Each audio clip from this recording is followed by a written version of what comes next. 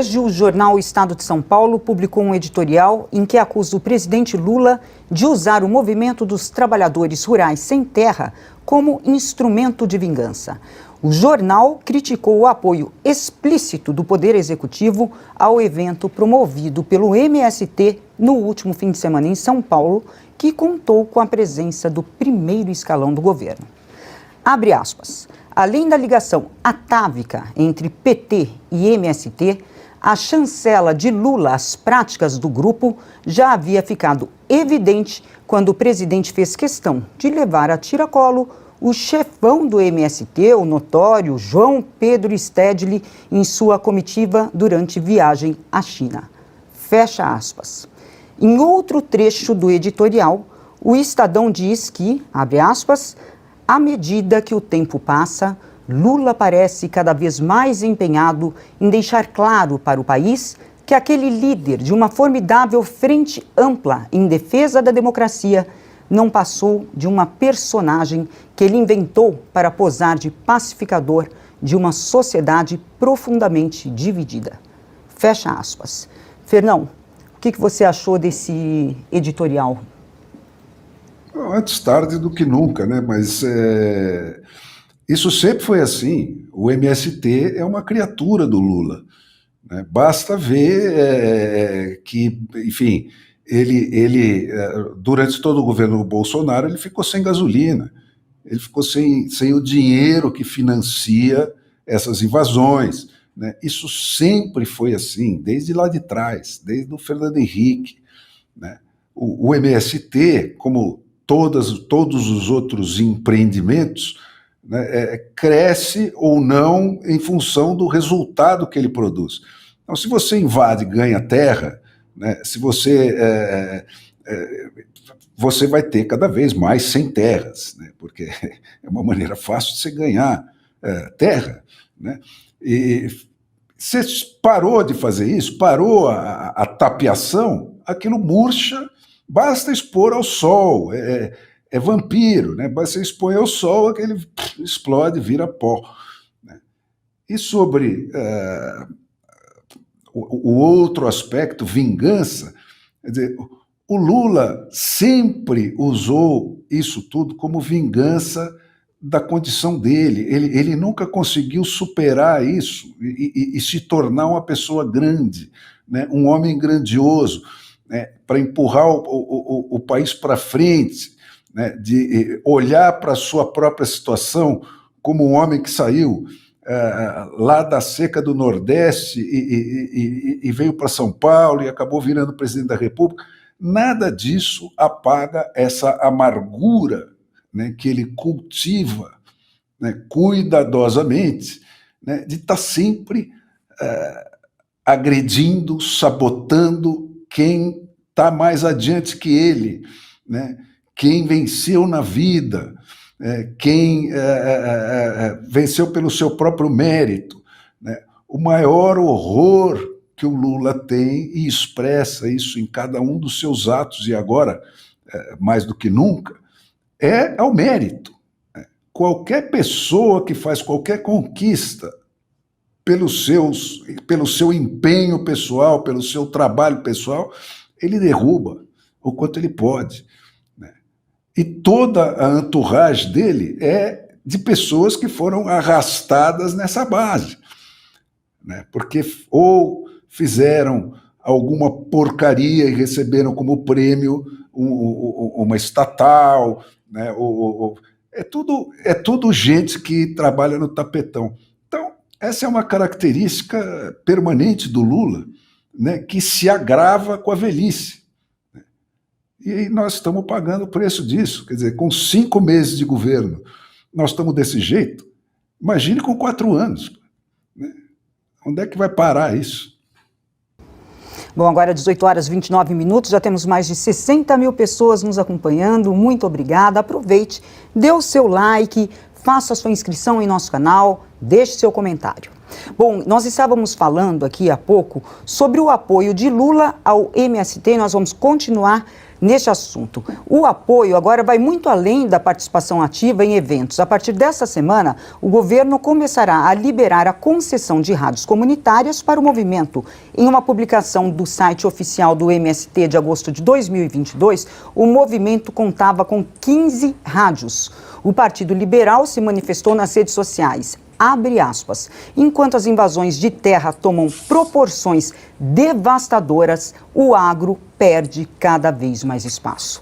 O movimento MST avança com força e começa a invadir oficialmente as nossas estações de rádio, ganhando de presente do governo mais um espaço para fins políticos e ideológicos. Fecha aspas. O governo agora dá voz ao MST, faz de tudo, né? Ali o Unicarne é uma parceria ali plena. É isso, Silvio? Esse ponto das rádios já tem cara e forma de movimento, disso já é comunismo, né? Vamos falar, dar o nome aos bois. Agora, veja, vamos voltar aqui num ponto, Cris. Primeiro, o presidente Lula e o PT, obviamente, eles escolheram o agronegócio para uma guerra, como o grande inimigo. Eles são os grandes inimigos do agronegócio. Eles disseram abertamente que o agronegócio, que os produtores rurais são fascistas, ainda que não exista nenhuma ligação histórica para começar entre lavouras de milho, de soja, pecuária com o movimento que tem aí um século, surgiu na Itália e terminou na Segunda Guerra Mundial. Bom, primeiro ponto é, essa aversão da esquerda ao agronegócio não é novidade, isso já vem de décadas, porque o agronegócio, o sucesso do empreendedorismo privado, dos produtores rurais privados no campo, nem o PT e nem o Lula conseguem controlar. A mão pesada do Estado não consegue controlar o avanço, o salto do agronegócio brasileiro, que em 20 anos, por exemplo, saltou de 120 bilhões de dólares para 500 bilhões de dólares, meio trilhão de dólares. Estamos falando de 300 milhões de toneladas de grãos. O Brasil é competitivo mundialmente. O agronegócio é o único setor em que o Brasil, de fato, compete lá fora. Briga com China, com Estados Unidos, está um pouco atrás, mas vence, está à frente de qualquer outro país. O Brasil alimenta o mundo. Agora, o agronegócio para a esquerda é vilão, o agro desmata a Amazônia, o Cerrado privilegia exportações e não o combate aos milhões de famintos aqui dentro das nossas fronteiras. O agronegócio é fascista. Ponto. Isso nas palavras do presidente Lula. Até aí é narrativa. Onde é que a coisa começa a complicar? Quando um ministro de Estado, quando um vice-presidente da República vai a uma gincana do MST, que a CPI do MST, que vai começar a funcionar nessa semana, descobrirá que estes eventos, que estas invasões são patrocinadas pelo governo. São sim, porque o governo levou o MST para dentro da esplanada dos ministérios, para superintendências, 19 pelo país, superintendências do INCRA, para dentro da Embrapa. Tem um ministro do Desenvolvimento Agrário que apoia o MST abertamente. O ministro da Fazenda e os seus auxiliares da Fazenda vai a uma gincana do MST. Não são mais ministros usando o boné do MST. Eles estão participando da vida de um movimento que invade terras, que é ilegal, porque a cerca está lá para ser respeitada. Isso faz parte da nossa Constituição, o direito à propriedade privada. Mas o MST não existe sem o Lula, porque é massa de manobra política. Já são 56 invasões em menos de 5 meses de governo. No primeiro mandato inteiro do presidente Jair Bolsonaro teve 24, 11 no primeiro ano de governo. Quem está financiando o MST? Eu acho que agora a gente vai descobrir. Nós vamos ter uma CPI na Câmara dos Deputados. Ana, apoiar o MST dessa forma escancarada, de certa forma, é apoiar também invasões de propriedade, né?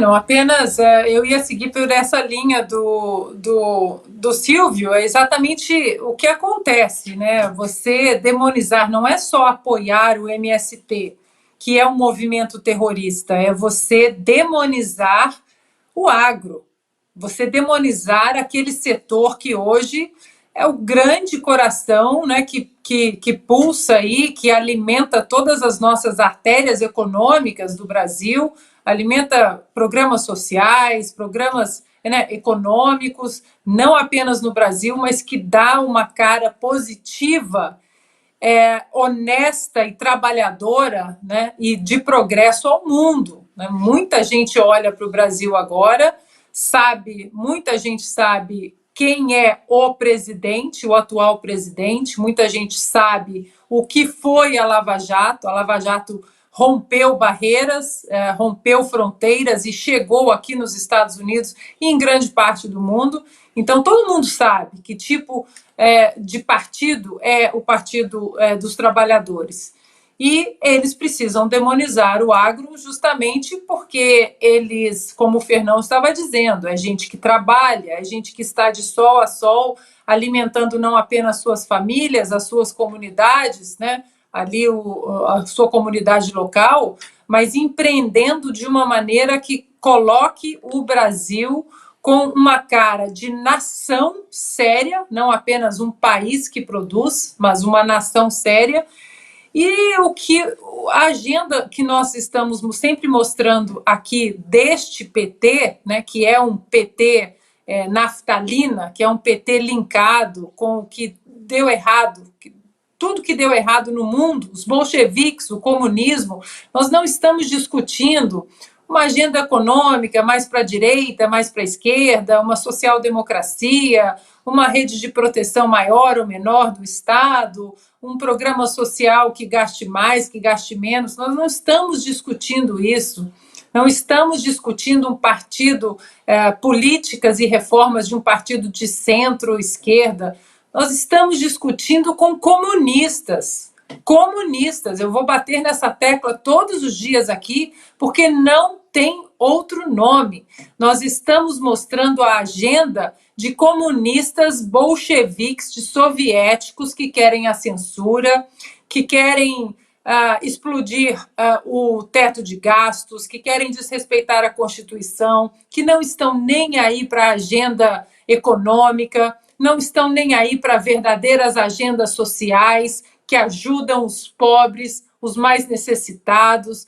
Eles querem apenas agendas que os coloquem de uma maneira firme e eterna no poder. É exatamente isso que comunistas tentaram fazer a vida toda, em todas as páginas por onde o comunismo passou, e é isso que o PT, que tem essas raízes comunistas, bolcheviques, revolucionárias, sanguinárias, é exatamente essa agenda que eles querem para o Brasil. Não tem outro nome. Isso não é política. Augusto? Bom, eu acho que foi dito praticamente tudo. Eu vou acrescentar algumas anotações que eu fiz. Os sinais de que o Lula odeia o MST, eles se multiplicam aí desde sempre. O agro. O agro. O que eu disse? MST. Hã? Não, que ele odeia o agro, né? Odeia não o o MST. Odeia o agro. Ele criou o Ministério, de novo, Ministério do Desenvolvimento Agrário, que está com Paulo Teixeira, né? Para quê? Ministério do Desenvolvimento Agrário defende a tese de que a agricultura familiar basta para o Brasil. Inclusive, eles acham que a agricultura familiar é exportadora.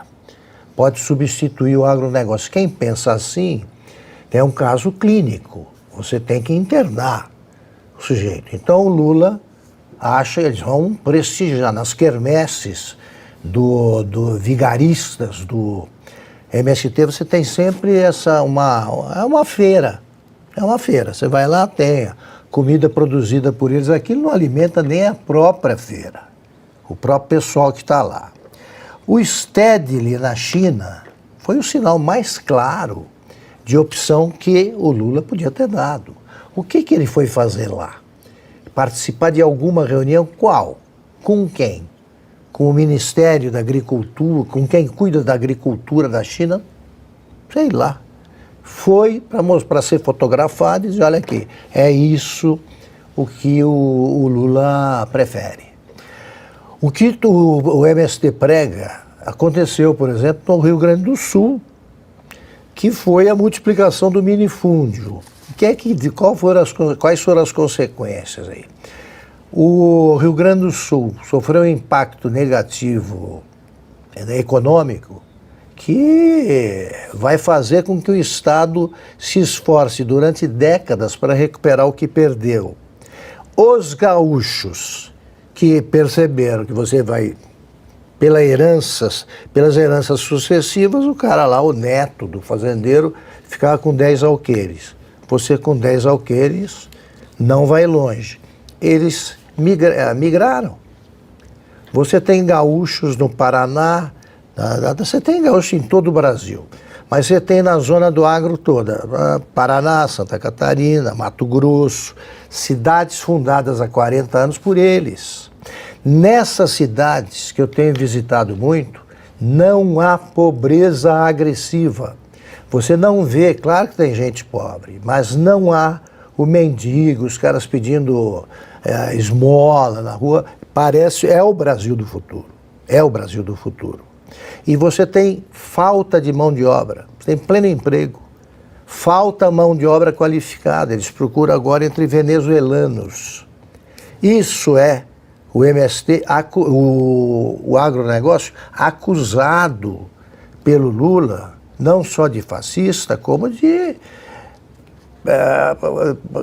desmatador, acaba com a Amazônia e tal. Eles não fazem isso, porque a área plantada brasileira é diminuta.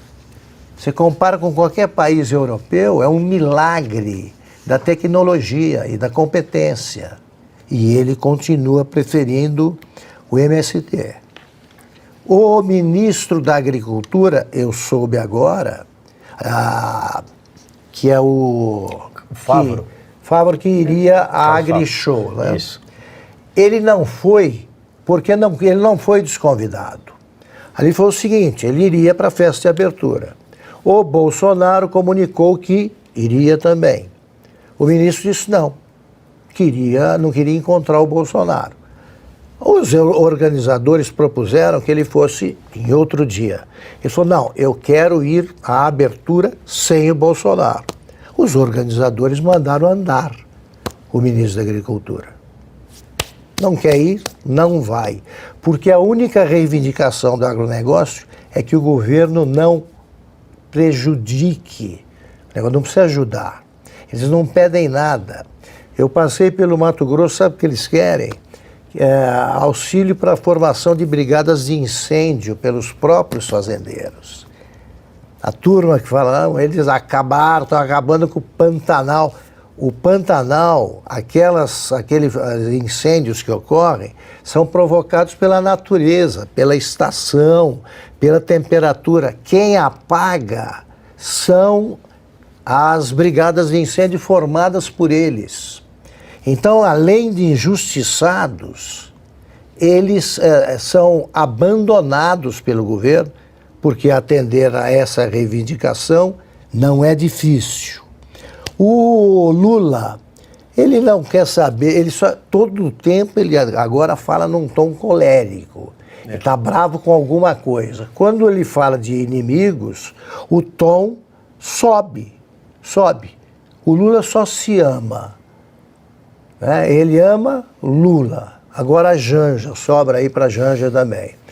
Mas um cara que se refere a si próprio na terceira pessoa, e não é o Pelé tinha direito a isso, para mim não está no estado normal. Tá? Se eu começar a falar aqui, não, porque o Augusto, se eu começo a me achar uma entidade, a parte pode me internar que eu vou, ou eu vou sozinho. É só lembrar, o Pelé era uma entidade que tinha o nome civil aí de Edson Arantes do Nascimento, aquilo sim. Fora o Pelé, só tem maluco se referindo a si próprio na terceira pessoa. Isso explica o Lula. Mais a idade, tá? Mal vivida. E aí temos esse governo que em tão pouco tempo já desenhou o desastre que vai ser esse mandato. É isso. Vou fazer um adendo que você falou da AgriShow. Porque nesse episódio da AgriShow aqui, a maior feira do agronegócio do Brasil e referência internacional, ministros deste governo, vou citar aqui o Márcio França, por exemplo, que se manifestou, Paulo Pimenta, para citar dois, cobraram que o Banco do Brasil retirasse o patrocínio da feira. Ou seja, como se o banco fosse deles, como se o banco fosse do PT. O Banco do Brasil não é do PT. Esse é um retrato fiel de como o PT trata a máquina pública, a coisa pública, quando está no poder. O agronegócio responde, eu reafirmo aqui, por 1/4 do PIB nacional. O PIB do agronegócio brasileiro equivale a uma Argentina. A safra de soja só do estado de Mato Grosso é maior do que a safra da Argentina. Para se ter ideia da proporção do que nós estamos falando. Dirigentes de entidades internacionais vieram ao Brasil ainda no governo Jair Bolsonaro pedir que o agronegócio não parasse nunca, porque o agro alimenta outros países hoje. A China está aí, eles vêm bater a nossa porta. E o agro dá certo independentemente de governos, independentemente de políticos, de espectros diferentes, e digo mais, foi o grande motor da nossa economia para a resiliência durante a pandemia e para uma crise. Há uma guerra ainda em curso no leste europeu, em solo ucraniano, e o Brasil não sentiu os efeitos. O resto do mundo, sim. Olha com quem que o Lula está brigando. Perfeito. É burro ou não é? Perfeito. Gente, tem um aspecto que vocês não lembraram, né, que o agro, esse setor, sempre foi o calcanhar de Aquiles de todas as ideologias coletivistas totalitárias. Historicamente tem sido assim. Por quê? Porque o agro, primeiro, ele é disperso, né? Não existe nessa indústria, vamos chamar assim, né, as porteiras que tem na indústria, né, de manufaturas e coisas desse tipo. Né, nem nas de entrada, que são as universidades e tal, e nem na concentração. Quer dizer, e outro aspecto é que a agricultura é movida pelo clima. Né, o clima é um fator determinante e incontrolável. Né, a indústria, a chuva da indústria é dinheiro público, né, ou outras formas de dinheiro de investimento, que se você canalizar para um processo capitalista. Mas isso é controlável, isso um governo que se mete em tudo pode controlar. No agro eles não conseguem. E é por isso que o agro se desenvolveu tanto no Brasil, tecnologicamente, né, e hoje está nas proporções que está. Né? A eficiência dele corresponde exatamente à distância que ele mantém do Estado, ou que o Estado mantém dele porque não consegue atrapalhar ele o suficiente, porque ele está disperso por todo o território nacional, né? É submetido a regimes de climas diferentes, né? A níveis de especialização diferentes para cada área, para cada cultura. Né? Nada disso você consegue controlar pela maneira que esses caras controlam, baixando decretos e outros expedientes para travar o processo. Eles não conseguem. O que eles conseguem fazer é o mico que o agro paga pela falta de infraestrutura, que é a parte do Estado. Você não tem estrada, você não tem portos suficientes, né? O transporte custa muito mais caro que no resto do mundo, mas tudo isso contribuiu, no caso brasileiro, né, para a eficiência do agro, porque tendo que carregar esses aleijões que o Estado inflige, né, ao processo, eles têm que ganhar muito mais eficiência ainda do que os seus concorrentes ao redor do mundo, né, para compensar os aleijões que o Estado impõe. Então é isso, sempre foi assim, né? Desde a primeira Revolução Russa lá, 1917, né? A coisa impera é aí, porque quando você impõe a brutalidade ao agro, o que resulta é fome. Né? Aí as pessoas morrem de fome. Então, sempre o problema deles é esse, eles não conseguem controlar isso aí.